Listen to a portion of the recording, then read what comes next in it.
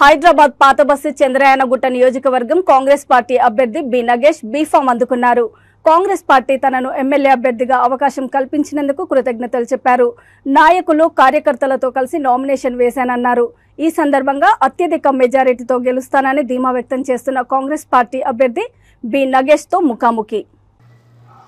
నమస్తే అండి. హార్దిక శుభాకాంక్షలు. Thank you sir. ఈ నియోజకవర్గానికి ఏం చెప్పాలనుకున్నారు? ఎందుకంటే బీఫామ్ తీసుకున్న మొదట్లో తీసుకున్న వాళ్ళు మీరే ఫస్ట్ తీసుకున్నారు. మరి దీనిపైన మీ అభిప్రాయం ఏంటి? ఈ యొక్క నియోజకవర్గానికి ప్రజలకు ఏం చెప్పాలనుకున్నారు? ముఖ్యంగా నా నియోజకవర్గ చంద్రయానగుట్ట నియోజకవర్గ ప్రజలకు, మా అధిష్టానానికి, కాంగ్రెస్ అధిష్టానానికి ముఖ్యంగా నమస్కారం.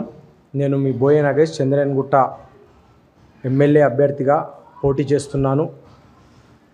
ఈరోజు మీరు అన్నట్టు ఈ బీఫామే కాదు, నాకు నా పేరు కూడా మొదట్లో ఫస్ట్ లిస్ట్లో వచ్చింది.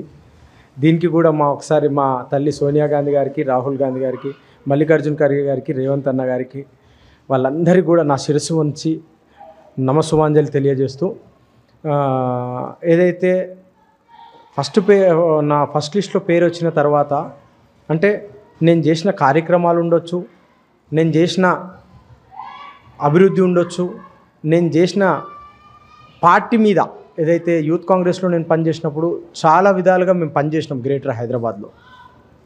అంతేకాకుండా జీహెచ్ఎంసీ ఎన్నికలలో కూడా నేను పోటీ చేయడం జరిగింది కార్పొరేషన్లో.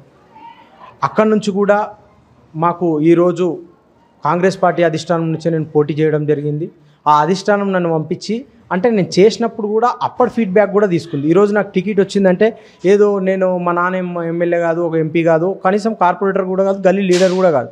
టికెట్ ఎందుకు వచ్చింది ఫస్ట్లో అంటే, మావి 3 టీంలు పనిచేసినాయి. సునీల్ కొనుగోలు టీం పనిచేసింది, అదేవిధంగా డీకే శివకుమార్ టీం పనిచేసింది, అదేవిధంగా మా టీపీసీసీ టీం పనిచేసి ఏదైతే ఏరియాలో జరుగుతున్న ఫీడ్బ్యాక్ కానీ అక్కడ చేస్తున్న మంచి పనులను పసిగట్టి నాకు ఈరోజు టికెట్ ఫస్ట్ లిస్ట్లో ఇచ్చింది. ఫస్ట్ బీఫామ్ అదేవిధంగా కాంగ్రెస్ పార్టీలో ఫస్ట్ బీఫామ్ కూడా నా నియోజకవర్గం అందజేయడము మా నియోజకవర్గ ప్రజల ఆశీర్వాదమే ఈరోజు నాకు ఇంతవరకు తీసుకొచ్చిందని నేను ఆకాంక్షిస్తున్నా. మొట్టమొదటిగా ఏదైతే మా నియోజకవర్గం ఉందో, మా నియోజకవర్గం అభివృద్ధికి నోచుకోలేదు. గతంలో చూసుకున్నట్టయితే స్కూల్స్ ఎక్కడున్న స్కూల్స్ అక్కడే ఉంటాయి.